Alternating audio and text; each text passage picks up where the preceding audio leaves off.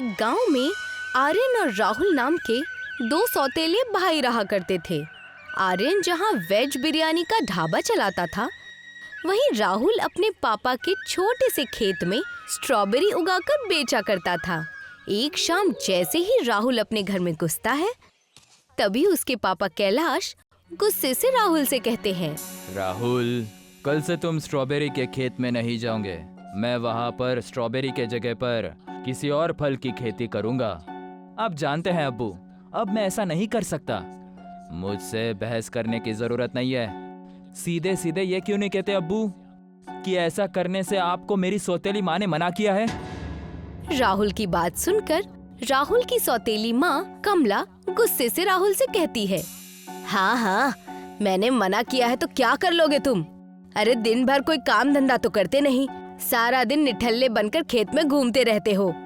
अरे मेरे बेटे आर्यन से कुछ सीखो। देखो वो अपने ढाबे में वेज बिरयानी बेचकर कितना कमाता है। अगर आर्यन इतना ही कमाता है तो आपको मेरी अम्मी के खेत पर इतनी नजर रखने की जरूरत नहीं है। उस स्ट्रॉबेरी के खेत से मेरी अम्मी की यादें जुड़ी हुई हैं। इतना बोलकर राहुल अपने कमरे में चला जाता है। राहुल को गुस्से में देखकर उसकी बीवी अर्चना उससे कहती है, आपको इस तरह से पापा से बात नहीं करनी चाहिए थी। तुम जानती हो अर्चना कि मेरी सौतेली अम्मी हमेशा मेरे अब्बू को भड़काती रहती हैं। हाँ जानती हूँ, लेकिन आप खुद सोचिए कि अगर किसी दिन पिताजी ने आपकी माँ की बातों में आकर हम दोनों को घर से बाहर निकाल दिया तो हम क्या करेंगे? वैसे भी आप स्ट्रॉबेरी बेचकर जितनी भी कमाई करते हैं सब अपने पापा के हाथ में रख देते हैं, जबकि आपका सौतेला भाई जितना भी कमाता है एक भी फूटी कौड़ी घर पर नहीं देता। अगले दिन राहुल खेत में चला जाता है। राहुल के खेत में जाते ही आर्यन अपनी माँ से कहता है, अम्मी, आप तो कह रहे थे कि अब्बू खेत मेरे नाम कर देंगे। तू फिक्र मत कर बेटा, मैं आज तेरे पापा से बात करती हूँ और इस मसले को हल करती हूँ। कुछ वक्त बाद कमला कैलाश के कमरे में आकर गुस्से से बोलती है, शादी से पहले तो आपने मेरे घर वालों से कहा था कि आप मेरी हर बात मानेंगे। आखिर मैंने तुम्हारी कौन सी बात नहीं मानी कमला? तो फिर उस स्ट्रॉबेरी के खेत को मेरे बेटे के नाम करवा दीजिए। कमला, घर को तो मैं पहले ही तुम्हारे नाम करवा चुका हूँ। अगर स्ट्रॉबेरी का खेत भी आर्यन के नाम पर कर दूंगा तो फिर राहुल क्या करेगा? वो तो बेचारा आर्यन की तरह पढ़ा लिखा नहीं है।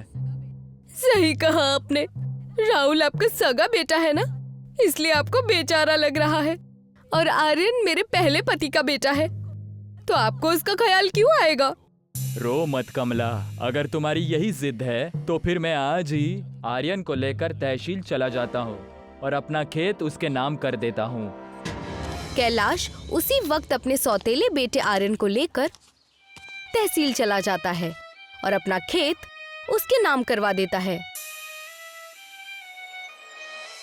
शाम को जैसे ही राहुल घर पर आता है तो कैलाश उससे कहता है, मैंने खेत आर्यन के नाम पे करवा दिया है राहुल।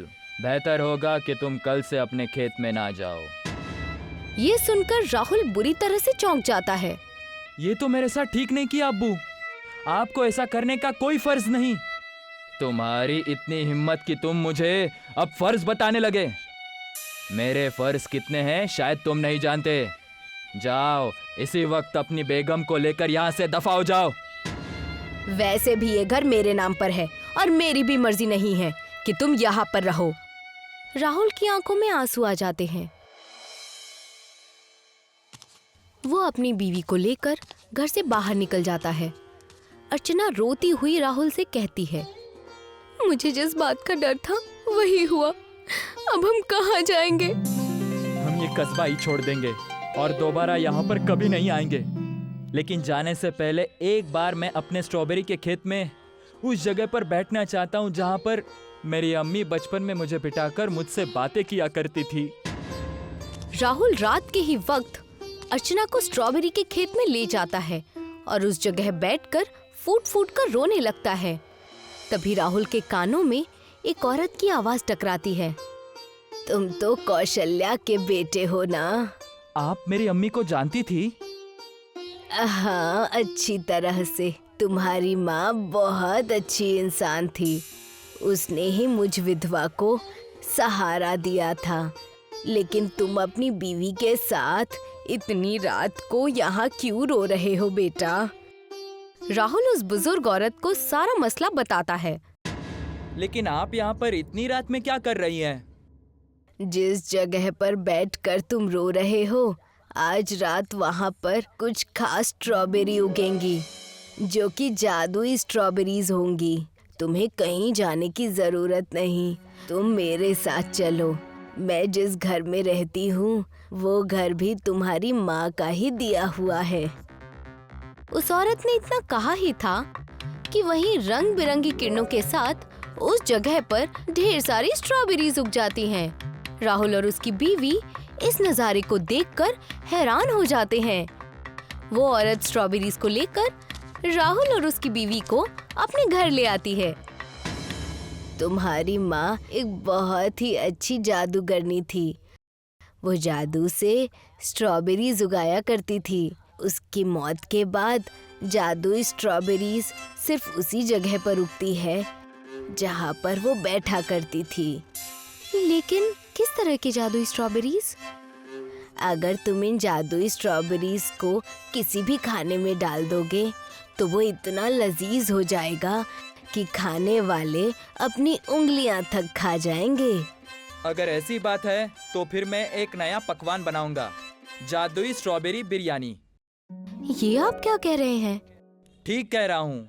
मेरा सौतेला भाई वेज बिरयानी बनाकर अपने आप को पता नहीं क्या समझ रहा है। मैं जादुई स्ट्रॉबेरी बिरयानी बनाकर अपनी अम्मी का नाम रोशन करूंगा। और तुम्हें वो जादुई स्ट्रॉबेरी बिरयानी बनाने की रेसिपी मैं बताऊंगी। अगले दिन राहुल उस औरत के साथ स्ट्रॉबेरी बिरयानी बनाने में लग जाता है और अपने सौतेले भाई आर्यन के ढाबे के सामने ठेला लगाकर आवाज लगाने लगता है। अरे भैया, स्ट्रॉबेरी बिरयानी खा लो। जो भी स्ट्रॉबेरी बिरयानी को खाएगा उंगलियां चाटते रह जाएगा। तभी उसका भाई मजाक उड़ाते हुए कहता है, मुझे तो लगा था कि घर से निकलने के बाद तू अपनी शक्ल नहीं दिखाओगे, लेकिन तुम तो बड़े ही बेशर्म निकले। और तो और स्ट्रॉबेरी बिरयानी बनाने की बेवकूफ़ी जो तुमने की है वो तुम्हें बर्बाद करके छोड़ेगी। भला तुम क्या जानो कि बिरयानी कैसी बनाई जाती है? कुछ ही वक्त में एक ग्राहक राहुल के पास आकर कहता है, भैया, पनीर बिरयानी, मटर बिरयानी, नॉन वेज बिरयानी के बारे में तो सुना था, लेकिन स्ट्रॉबेरी बिरयानी के बारे में पहली बार सुन रहा हूँ।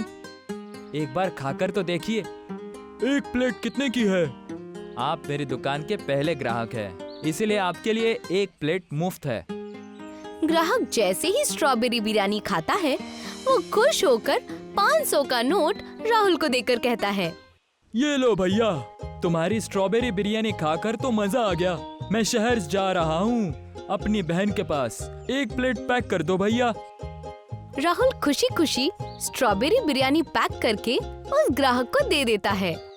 ग्राहक उस स्ट्रॉबेरी बिरयानी को शहर ले जाता है। अगले दिन राहुल के ठेले के सामने बहुत रईस लोग खड़े होते हैं। राहुल उन रईस लोगों को देखकर चौंक जाता है। आप लोग तो इस कस्बे के नहीं लगते। शहर का एक आदमी राहुल से कहता है, हम जिस कॉलोनी में रहते हैं, कल उस कॉलोनी की एक फ्लैट में बड़ी ही बेहतरीन खुशबू आ रही थी। हम जब देखने के लिए पहुँचे कि आखिर वहाँ पर क्या पक रहा है, तब हमें पता चला कि वहाँ पर तुम्हारी बनी हुई स्ट्रॉबेरी बिरयानी रखी हुई है। इसीलिए हम सब यहाँ पर तुम्हारी स्ट्रॉबेरी बिरयानी खाने के लिए आए हैं। कुछ ही दिनों में राहुल का धंधा चल पड़ता है। राहुल एक बहुत ही खूबसूरत ढाबा बनवाता है और वहाँ पर स्ट्रॉबेरी बिरयानी बेचने लगता है। ये देखकर उसका सौतेला भाई आर्यन जलते हुए अपनी माँ से कहता है, मैंने सोचा था कि घर से निकलने के बाद राहुल भीख मांगेगा, लेकिन वो बहुत ही रईस हो गया। तू फिक्र मत कर बेटा, ये चाहे कितना भी रईस हो जाए मगर वो बेवकूफी रहेगा। अगले दिन कमला अपने बेटे आर्यन के साथ राहुल के ढाबे पर जाकर राहुल से कहती है, मैं एक ग्राहक बनकर आई हूँ। तुम मुझे और मेरे बेटे को अपनी स्ट्रॉबेरी बिरयानी नहीं खिलाओगे? राहुल आर्यन और अपनी सौतेली माँ के लिए एक प्लेट बिरयानी लगवा देता है।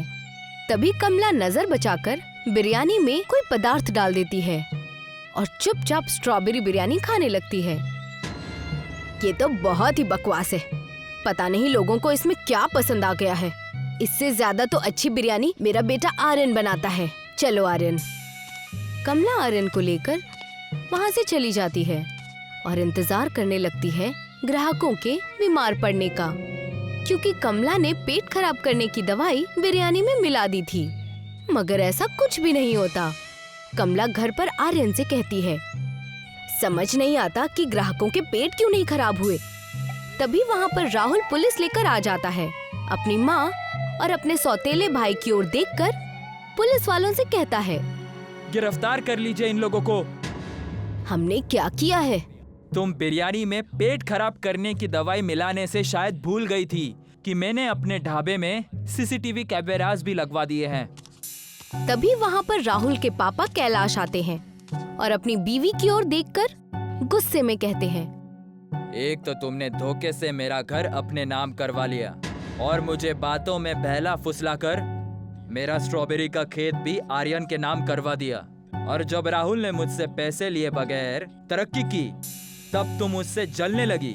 इसका मतलब है कि राहुल ठीक कहता था कि तुम राहुल को कभी पसंद ही नहीं करती थी।